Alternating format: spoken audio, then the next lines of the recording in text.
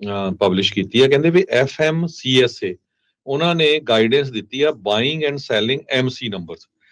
ਕਹਿੰਦੇ ਵੀ ਇਹ ਲੀਗਲ ਆ MC ਨੰਬਰ ਨੂੰ ਸੈਲ ਕਰਨਾ ਜਾਂ ਬਾਈ ਕਰਨਾ। ਕਹਿੰਦੇ ਜਸਟ ਥਿੰਕ ਵੀ ਨਾਈਟ ਸਵਿਫਟ US ਐਕਸਪ੍ਰੈਸ ਨੂੰ ਬਾਈ ਕਰ ਰਹੀ ਆ, DV ਸ਼ੈਂਕਰ USA ਟਰੱਕ ਨੂੰ ਜਿਹੜੀ ਬਾਈ ਕਰ ਰਹੀ ਆ। ਪਰ ਬਹੁਤ ਸਾਰੇ ਜਿਹੜੇ ਲੋਕ ਆ ਉਹ ਜਿਹੜੇ ਫਰਾਡਸਟਰਸ ਆ ਉਹ ਕਹਿੰਦੇ MC ਨੰਬਰਸ ਨੂੰ ਬਾਈ ਕਰ ਲੈਂਦੇ ਆ ਤਾਂ ਕਿ ਉਹਨਾਂ ਦਾ ਜਿਹੜਾ ਕੈਰੀਅਰ ਵੈਟਿੰਗ ਸੌਫਟਵੇਅਰ ਆ ਉਹ ਤੋਂ ਬਚਿਆ ਜਾ ਸਕੇ। $30,000 ਤੱਕ ਕਹਿੰਦੇ MC ਨੰਬਰਸ ਜਿਹੜੇ ਆ ਉਹ ਵਿਕ ਰਹੇ ਹੈਗੇ ਆ। ਬਿਲਕੁਲ ਜੀ, ਆਪਾਂ ਪਿਛਲੀ ਵਾਰੀ ਵੀ ਇਹ ਗੱਲ ਕੀਤੀ ਸੀਗੀ ਤੇ ਮੇਰੀ ਕੱਲ ਮੈਨੂੰ ਨਾਪਟਾ ਦੇ ਨੰਬਰ ਦੇ ਉੱਤੇ ਕਾਲ ਆਈ ਸੀਗੀ।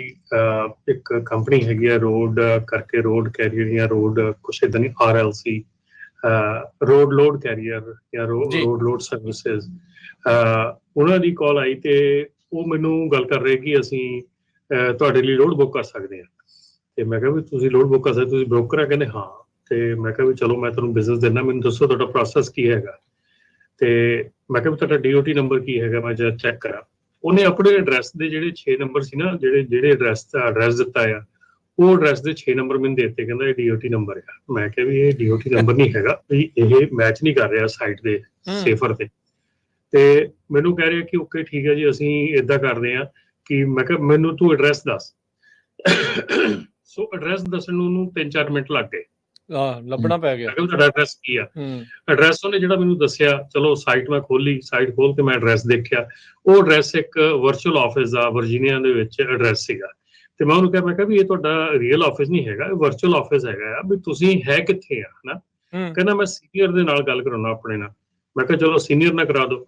ਸੀਨੀਅਰ ਨਾਲ ਗੱਲ ਕਰਾਈ ਤੇ ਉਹ ਮੈਨੂੰ ਕਹਿੰਦਾ ਉਹ ਮਤਲਬ ਉਸ ਗੱਲ ਤੇ ਆ ਹੀ ਨਹੀਂ ਰਿਹਾ ਕਿ ਮੈਂ ਕਿਹਾ ਵੀ ਦੇਖ ਤੁਹਾਡਾ ਜੇ DOT ਨੰਬਰ ਨਹੀਂ ਹੈਗਾ, how you are getting the load, ਮਤਲਬ ਲੋਡ ਤੁਹਾਨੂੰ ਕਿੱਥੋਂ ਮਿਲ ਰਿਹਾ, ਕਿੱਦਾਂ ਮਿਲ ਰਿਹਾ। ਠੀਕ ਹੈ ਨਾ। ਕਹਿਣ ਦਾ ਭਾਵ ਮੇਰਾ ਇਹ ਆ ਕਿ ਇਨਵੈਸਟੀਗੇਟ ਕਰੋ ਜਦੋਂ ਤੁਹਾਨੂੰ ਏਦਾਂ ਕਾਲ ਆਉਂਦੀ ਆ, ਉਹਨੂੰ ਦੇਖੋ। ਔਰ ਜੇ ਇਹ ਆਫਸ਼ੋਰ ਕਾਲ ਹੈਗੀ ਆ ਤਾਂ ਤੁਸੀਂ ਉਹਨਾਂ ਦਾ ਕੰਪਨੀ ਦਾ ਐਡਰੈਸ ਚੈੱਕ ਕਰੋ। ਜੇ ਉਹਨਾਂ ਦਾ MC DOT ਨੰਬਰ ਨਹੀਂ ਹੈਗਾ, ਜੇ ਉਹਨਾਂ ਦੇ ਕੋਲ ਕੋਈ ਅਥਾਰਟੀ ਨਹੀਂ ਹੈਗੀ ਤੁਹਾਨੂੰ ਇਹ ਕੰਮ ਕਰਾਉਣ ਦੀ, ਦੈਨ ਤੁਸੀਂ ਉਸ ਸਕਰੂ ਅਪ ਦੇ ਵਿੱਚ ਫਸਦੇ ਹੈਗੇ ਆ। ਰੋਜ਼ ਨਿੱਤ ਦੀ ਇਹ ਗੱਲ ਹੋ ਚੱਲੀ ਆ ਕਿ ਅਸੀਂ ਆਫਸ਼ੋਰ ਕੰਪਨੀਆਂ ਜਿਹੜੀਆਂ ਬੈਠੀਆਂ ਆ, ਜਿਹੜੇ ਸੋ ਕਾਲਡ ਡਿਸਪੈਚਰਸ ਬੈਠੇ ਆ, ਉਹਨਾਂ ਦੇ ਹੱਥੀਂ ਅਸੀਂ ਐਵਰੀ ਡੇ ਲੁੱਟੇ ਜਾਂਦੇ ਆ। ਐਵਰੀ ਡੇ ਕੰਮ ਚੱਲ ਰਿਹਾ ਹੈਗਾ। ਆ ਜਿਹੜਾ MC ਵੇਚਣ ਦਾ ਕੰਮ ਹੈਗਾ, ਇਹ ਇਦਾਂ ਦੀਆਂ ਜਿਹੜੀਆਂ ਕੰਪਨੀਆਂ ਹੈਗੀਆਂ ਉਹ ਤੁਹਾਡੇ ਕੋਲੋਂ MC ਲੈ ਕੇ ਮੁੜ ਕੇ ਤੁਹਾਡੇ ਨਾਂ ਤੇ ਉਸੇ MC ਦੇ ਥੱਲੇ ਉਹ ਲੋਡ ਚੋਰੀ ਵੀ ਹੁੰਦੇ ਆ, ਡੈਮੇਜ ਵੀ ਹੁੰਦੇ ਆ, ਸਾਰਾ ਕੁਝ ਹੁੰਦਾ ਆ। ਸੋ ਇਹ ਸਾਡੇ ਕੋਲ ਲਿਵਿੰਗ ਪ੍ਰੂਫ ਹੈਗੇ, ਸਾਨੂੰ ਕਾਲਸ ਆਉਂਦੀਆਂ ਇਹਨਾਂ ਦੀ ਚੀਜ਼ਾਂ ਦੇ ਉੱਤੇ। ਮੈਂ ਕੋਈ ਆਪਣੇ ਕੋਲੋਂ ਤਾਂ ਇਹ ਗੱਲ ਨਹੀਂ ਕਰਦਾ ਹੈਗਾ, ਸਹੀ ਗੱਲ, ਸਿਰਫ ਮੈਨੂੰ ਕਾਲਸ ਆਉਂਦੀਆਂ ਐਵਰੀ ਡੇ ਐਂਡ ਮੈਂ ਉਹਨਾਂ ਨੂੰ ਥੋਰੋਲੀ ਚੈੱਕ ਕਰਦਾ ਹੈਗਾ ਕਾਲਸ ਨੂੰ। ਉਹਨਾਂ ਦੀ ਮੈਨੂੰ ਜਿੱਦਾਂ ਮੈਂ ਗੱਲ ਕਰ ਰਿਹਾ ਕਿ ਕੱਲ ਮੈਨੂੰ ਮੈਂ ਰਿਕਾਰਡ ਵੀ ਕੀਤੀ ਆ ਕਾਲ, ਉਹ ਇਹ ਨਹੀਂ ਮੈਂ ਰਿਕਾਰਡ ਨਹੀਂ ਕੀਤੀ, ਰਿਕਾਰਡ ਕਰਕੇ ਰੱਖੀ ਹੈ ਤਾਂ ਕਿ ਜੇ ਕੱਲ ਨੂੰ ਕੋਈ ਗੱਲ ਹੁੰਦੀ ਹੈ ਤਾਂ ਮੈਂ ਉਹਨੂੰ ਦੱਸ ਸਕਦਾ ਕਿ ਆਹ ਦੇਖੋ ਤੁਹਾਡਾ ਜਿਹੜਾ ਹੈਗਾ ਬੰਦਾ ਕੀ ਗੱਲ ਕਰ ਰਿਹਾ ਫੋਨ ਦੇ ਉੱਤੇ ਹਨਾ। ਤੇ ਫਿਰ ਮੈਂ ਉਹਨੂੰ ਐਂਡ ਦੇ ਵਿੱਚ ਮਤਲਬ ਕਰਦੇ ਕਰਦੇ ਉਹ ਫੋਨ ਡਿਸਕਨੈਕਟ ਕਰ ਗਿਆ ਮੇਰਾ। ਤੇ ਜਿਹੜੀ ਗੱਲ ਹੈਗੀ ਆ ਕਿ ਜਿਹੜੀ ਖਰੀਦਣ ਵੇਚਣ ਵਾਲੀ ਗੱਲ ਆ ਉਹ ਡੈਫੀਨੇਟਲੀ 100% ਯਾਰ ਨਾ ਕਰੋ। ਜੇ ਤੁਸੀਂ ਕੋਈ ਵੀ ਖਰੀਦੋ ਫਰੋਖਤ ਕਰਨੀ ਹੈਗੀ ਆ, ਕੋਈ ਟਰੱਕ ਵੇਚਣਾ ਹੈਗਾ, ਕੁਛ ਕਰਨਾ ਹੈਗਾ, $200-400-500 ਦੇ ਕੇ ਕਿਸੇ ਵਕੀਲ ਕੋਲੋਂ ਇੱਕ ਪੇਪਰ ਜ਼ਰੂਰ ਤਿਆਰ ਕਰਵਾਓ, ਆਪਣਾ ਸੇਲ ਐਗਰੀਮੈਂਟ ਕਰਾਓ, ਹਰ ਚੀਜ਼ ਜਿਹੜੀ ਆ ਪ੍ਰੋਪਰ ਢੰਗ ਨਾਲ ਕਰਾਓ। $200-400-500 ਲਾਇਆ ਤੁਹਾਨੂੰ ਲੌਂਗ ਰਨ 'ਚ ਬਹੁਤ ਕੰਮ ਆਊਗਾ। ਤੁਸੀਂ ਇੱਕ ਛੋਟਾ ਜਿਹਾ ਕਹਿ ਦਿੰਦੇ ਆ ਵੀ ਆਹ ਮਾੜੀ ਜਿਹੀ ਲਿਖਤ ਕਰ ਲਈ ਆ, ਮੈਂ ਇੰਨੇ ਦਾ ਟਰੱਕ ਵੇਚਤਾ, ਇੰਨੀਆਂ ਪੇਮੈਂਟਾਂ ਦੇਣੀਆਂ, ਜਾ ਕੇ ਨੋਟਰੀ ਕੋਲੋਂ ਸਾਈਨ ਕਰਾ ਲਿਆ, ਮੁੜ ਕੇ ਉਹ ਚੀਜ਼ਾਂ ਕੰਮ ਨਹੀਂ ਆਉਂਦੀਆਂ ਤੁਹਾਡੇ, ਕਿਉਂਕਿ ਉਹ ਚੀਜ਼ਾਂ ਫਿਰ ਤੁਹਾਨੂੰ ਪ੍ਰੂਵ ਕਰਨ ਨੂੰ ਸਾਰਾ ਟਾਈਮ ਵਕੀਲਾਂ ਦੇ ਉੱਤੇ ਪੈਸੇ ਖਰਚਣ ਤੇ ਲੱਗ ਜਾਂਦਾ।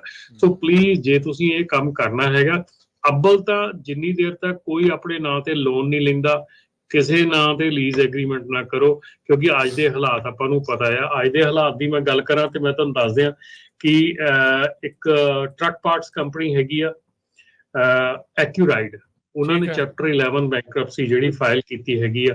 ਸੋ ਐਕਿਊਰਾਈਡ ਜਿਹੜੀ ਆ ਇਹ ਇਹਨਾਂ ਦੀਆਂ ਲਾਇਬਿਲਿਟੀਜ਼ 500 ਮਿਲੀਅਨ ਤੋਂ ਲੈ ਕੇ 1 ਬਿਲੀਅਨ ਤੱਕ ਦੀਆਂ ਲਾਇਬਿਲਿਟੀਜ਼ ਹੈਗੀਆਂ। S&P ਗਲੋਬਲ ਰੇਟਿੰਗ ਇਹਨਾਂ ਦੀ ਵੀਕਰ ਹੈਗੀ ਹੈ ਇਸ ਵੇਲੇ। ਸੋ ਇਹਨਾਂ ਨੇ ਚੈਪਟਰ 11 ਬੈਂਕਰਪਸੀ ਫਾਈਲ ਕੀਤੀ ਹੈ। ਸੋ ਇਹ ਦੇਖ ਲਓ ਕਿ ਤੁਸੀਂ ਹੁਣ ਟਰੱਕ ਪਾਰਟਸ ਬਣਾਉਣ ਵਾਲੀਆਂ ਕੰਪਨੀਆਂ ਜਿਹੜੀਆਂ ਉਹ ਡਾਊਨ ਜਾਣ ਲੱਗ ਗਈਆਂ।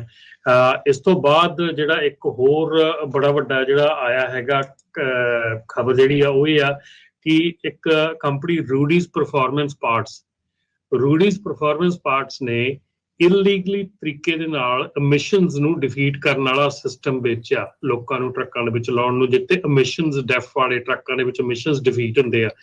ਉਹਨਾਂ ਦੇ ਜਿਹੜਾ ਓਨਰ ਹੈਗਾ ਉਹਨੀ ਗਿਲਟੀ ਪਲੀ ਕੀਤੀ ਆ, 10 ਮਿਲੀਅਨ ਦੇ ਫਾਈਨ ਹੋਇਆ ਤੇ ਕ੍ਰਿਮੀਨਲ ਤੇ ਸਿਵਲ ਪੈਨਲਟੀਜ਼ ਜਿਹੜੀਆਂ ਆ ਰਹੀਆਂ ਹੈਗੀਆਂ ਉਹਦੇ ਵਿੱਚ।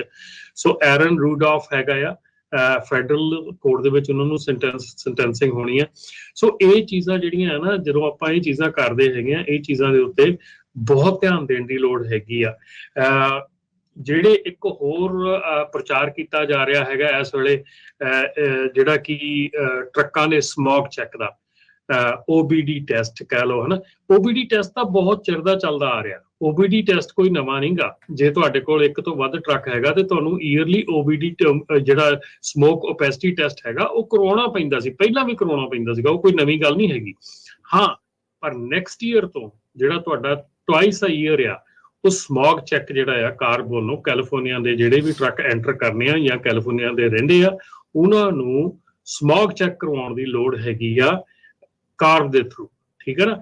ਅੱਛਾ, ਉਹਦੇ ਵਿੱਚ ਵੀ ਸਾਨੂੰ ਪਤਾ ਲੱਗਾ ਆ, ਮੈਂ ਪਿਛਲੇ ਵੀਕ ਜਦੋਂ ਆਪਾਂ LA ਸੀਗੇ ਟਰੱਕ ਸ਼ੋ ਦੇ ਉੱਤੇ, ਉੱਥੇ ਪਤਾ ਲੱਗਾ ਹੈਗਾ ਕਿ ਕਈ ਜਿਹੜੇ ਮਕੈਨਿਕ ਹੈਗੇ ਆ ਉਹ ਕਈ ਲੋਕਾਂ ਨੂੰ ਠੱਗੀ ਜਾ ਰਹੇ ਆ ਕਿ ਇਹ ਆਲਰੇਡੀ ਕਰਾਉਣ ਦੀ ਲੋੜ ਹੈਗੀ ਆ। ਅਸੀਂ ਉੱਥੇ ਇੱਕ ਮਕੈਨਿਕ ਨੂੰ ਮਿਲੇ ਜਿਹਨੇ ਕਿ ਸਾਨੂੰ ਇਹ ਦੱਸਿਆ ਕਿ ਮੈਂ 5000 ਦੇ ਕਰੀਬ ਟੈਸਟ ਕਰ ਚੁੱਕਾ ਇਸ ਸਾਲ, ਜਦ ਕਿ ਲੋੜ ਹੈ ਨਹੀਂ ਗੀ ਇਸ ਸਾਲ ਕਰਵਾਉਣ ਦੀ, ਠੀਕ ਹੈ ਨਾ। ਸੋ ਕਹਿਣ ਦਾ ਭਾਵ ਇਹ ਆ ਕਿ ਜਦੋਂ ਤੁਸੀਂ ਬਾਹਰ ਇੰਡਸਟਰੀ 'ਚ ਵਿਚਰਦੇ ਆ ਨਾ, ਬਾਹਰ ਇੰਡਸਟਰੀ 'ਚ ਜਾਂਦੇ ਆ, ਆਹ ਜਿਹੜੇ ਸ਼ੋਜ਼ ਹੁੰਦੇ ਆ ਜਾਂ ਜਿੱਥੇ ਇਦਾਂ ਦੀਆਂ ਕੰਮ ਹੁੰਦੇ ਆ, ਉੱਥੇ ਜਾਇਆ ਕਰੋ, ਉੱਥੇ ਦੇਖਿਆ ਕਰੋ, ਤਾਂ ਕਿ ਉਹਨੂੰ ਸਮਝੋ, ਇੰਡਸਟਰੀ ਨੂੰ ਤੁਹਾਨੂੰ ਪਤਾ ਲੱਗੇ ਕਿ ਬਾਹਰ ਇੰਡਸਟਰੀ 'ਚ ਕੀ ਚੱਲ ਰਿਹਾ ਹੈਗਾ। ਇੰਡਸਟਰੀ ਦੇ ਵਿੱਚ ਇੰਨਾ ਕੁਝ ਹੋ ਰਿਹਾ ਹੈਗਾ, ਲੇਕਿਨ ਅਸੀਂ ਬਿਲਕੁਲ ਅਣਜਾਣ ਬੈਠੇ ਹੈਗੇ ਆ, ਬਿਲਕੁਲ ਚੁੱਪ ਬੈਠੇ ਹੈਗੇ ਆ ਕਿ ਚਲੋ ਜਿੱਦਣ ਸਾਡੇ ਤੇ ਆਊਗੀ ਉਦਣ ਆਪਾਂ ਦੇਖ ਲਵਾਂਗੇ। ਸੋ ਇੱਕ ਸਿਰਫ ਤੁਹਾਨੂੰ ਰਿਕੁਐਸਟ ਆ ਕਿ ਜਿੰਨੀ ਦੇਰ ਕੋਈ ਵੀ ਕੰਮ ਕਰਦੇ ਹੈਗੇ ਆ, ਔਰ ਇੱਕ ਰਾਜਕਰਨ ਜਿਹੜਾ